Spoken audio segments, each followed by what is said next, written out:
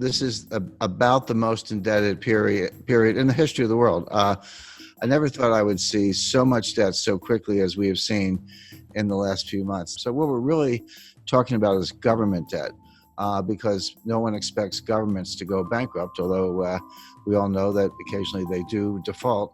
We've seen many cases of that, but certainly not the United States or the UK or Spain or France. No one expects any of those countries to default anytime soon. But the way I think about debt is I use the debt to GDP ratio, because debt is not automatically a problem. It may be a problem or it may not be a problem. It all depends on how much income or output you have to service the debt. So just to give a simple example, let's say you have a credit card and you have a $50,000 balance on your credit card. You owe the bank $50,000. Is that a problem? Well, if you make $20,000, it's a big problem. You're probably going to go bankrupt. But if you make $200,000, you could probably, write a check and pay it off.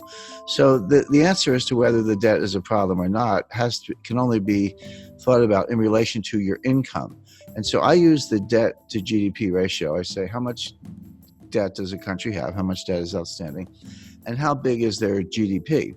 And when you use that ratio, if you're at, say, 30% or even 40%, that's a comfortable ratio. Yes, you have some debt, but you also have, say, a strong economy and your ability to service the debt by collecting taxes or other sources of revenue is very reasonable, and that debt level is sustainable.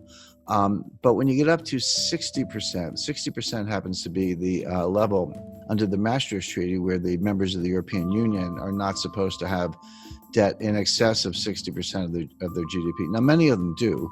I'm not saying this is a hard and fast rule, but that's where Angela Merkel gets a little bit upset when you're above 60%. And Spain and France and some other, Italy certainly are above that threshold. But there's another threshold that's important, which is 90%. And 90% comes out of the research of Ken Rogoff and Carmen Reinhart. And what they've shown in developing markets, developed markets throughout the 20th century, recently, in the distant past, no matter where they look, once a country gets above 90% debt to GDP, a couple things happen. Number one, debt is no longer productive. The idea of borrowing is I'll borrow $1.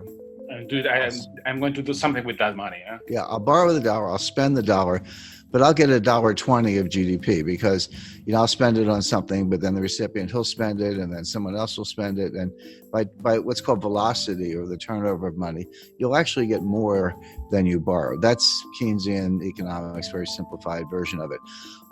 But what Rogoff and Reinhart have shown is once you get past 90%, that's no longer true. You borrow $1 and you spend $1, but you might only get 90 cents or 80 cents of GDP. In other words, you reach a point where you cannot borrow your way out of debt. You cannot borrow your way to get enough productivity to get out of debt. And then you're sort of in a doom loop or a death spiral. Well, I mentioned 30% is comfortable, 60% is a problem in Europe, 90% is this critical threshold. The United States today is at 106%.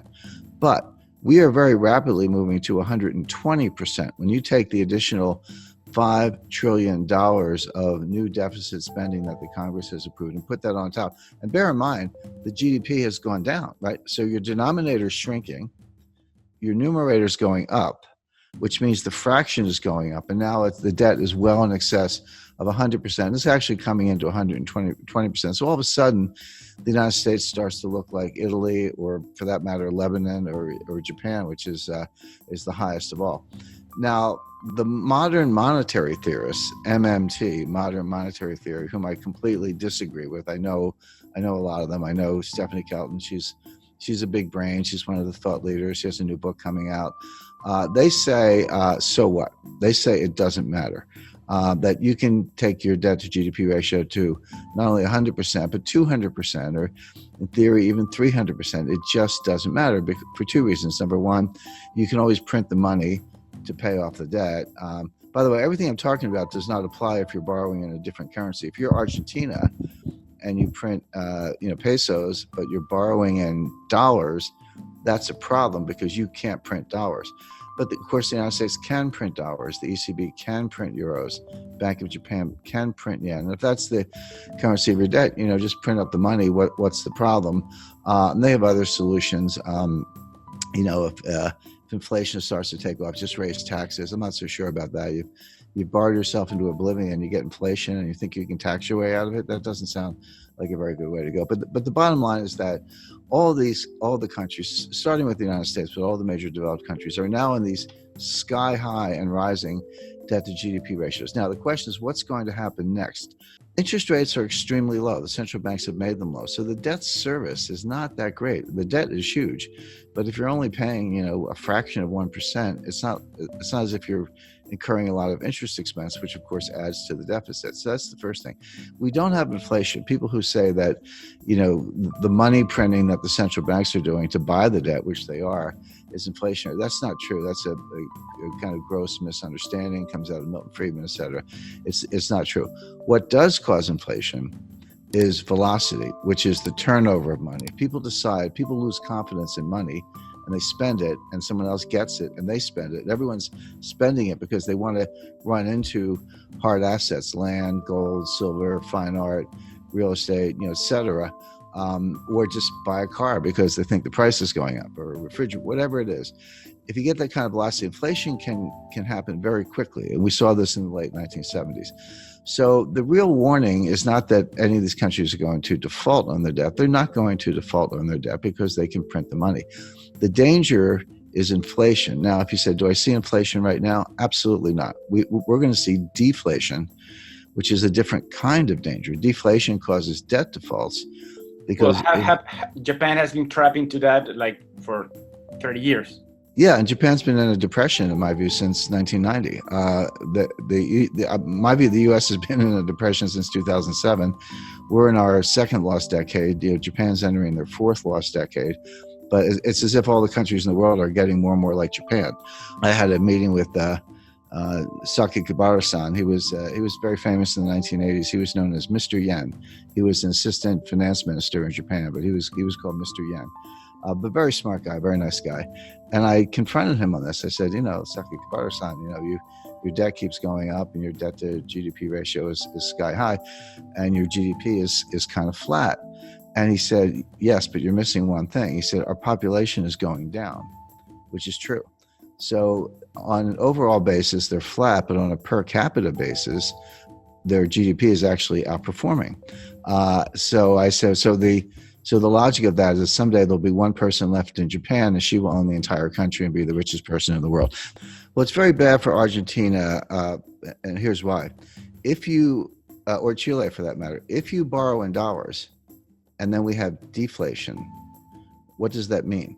It means the value of cash is going up, but it also means the value of the debt is going up. So even if you have very low interest rates, which we do, when you borrow in dollars and the dollar is worth more, that's what deflation is. Your dollar is worth more. That means your debt is also worth more, meaning you owe more debt in real terms. The nominal debt's the same. So if you borrow 100 million, you owe 100 million. That doesn't change. But if you have deflation, so that the 100 million is actually more valuable. See, this hasn't happened since the 1930s. People don't understand. No one alive has really lived through a strong deflationary period. A lot of us have experience with inflation. We had it in the United States in the late 70s, and you're right, Argentina's had it on multiple occasions, and we can name other countries. People have a sense of what to do in inflation, but no one alive has experienced serious deflation since the 1930s. And if you did, you're 95 years old today. So people don't really understand it. But one of the things it does, it makes the real value of debt go up. So in real terms, you owe more money. So if you were in trouble to begin with and you borrowed money to get out of trouble, but the value of the debt goes up, now you owe more money. Now where do you stand? It may not show up in interest payments, but every dollar becomes more and more difficult to get. The dollar's worth more. So what it means is that you see a strong dollar. Now, your local currency could be weaker against the dollar. That's true. That could help exports. It could help tourism. So, there's no tourism right now. There's Yeah, not going to be more tourism. well, you make a good point. There is no tourism today. I'm on a mountain, and you're in a home or studio or someplace. So right, there's no tourism going on today. But assuming it comes back next year, if you have a really strong dollar, in theory, an American could, or European for that matter, could look at Argentina. I've been to Argentina many times. It's one of the most beautiful countries in the world, and nice people, great restaurants. So, but it could look kind of like a bargain to somebody with a very strong currency. Sure. But that's not really Argentina's problem. Argentina needs more high-tech industry, more high-value-added industry. It needs to break out of what's called the middle income trap, where you get to a certain point, but you can't get past that point because you can't just do it with assembly style manufacturing jobs. You need high value added jobs. You need technology is what you need. And all the developed economies are facing the same issue. That applies to all of Latin America, Chile, Mexico, Colombia. Correct, but it applies to most of Asia as well. This is China's problem. China's not going to continue the kind of growth we've seen over the last 20 years because they've used up that. When I studied development economics in the 1970s in graduate school, and we used to think that the hard part of development economics was getting from low income to middle income. And then we say if you get to middle income, it's a straight path to high income. Turns out that's not true.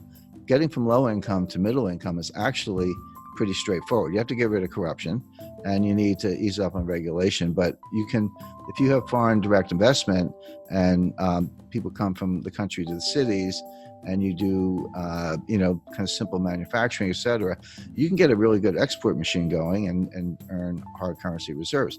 So that part's easy. The hard part is getting from middle income to high income, because it turns out you can't just do more of the same. You actually need more high value added. You need technology today, and that's what I would advise every country to be working on, including Argentina, where the Argentina has a very very highly educated workforce. I mean, Argentina would be a good case to why don't we make iPhones in Argentina instead of China, and we're going to bust up. The United States is going to bust up the supply chain to China. We're going to shut over time. Won't happen overnight, but we're going to pull those factories out or shut them down and move them elsewhere. So the question is, if I were advising any developing economy, I would say, how can I become a supplier to the United States? If they're going to get rid of China, which we are for a lot of reasons, I'd want to be in the list. And we're actually looking at Jordan as a country that could make cell phones. India is a big case because they have cheap labor. Argentina, I think, is a better candidate because they have a more highly educated workforce.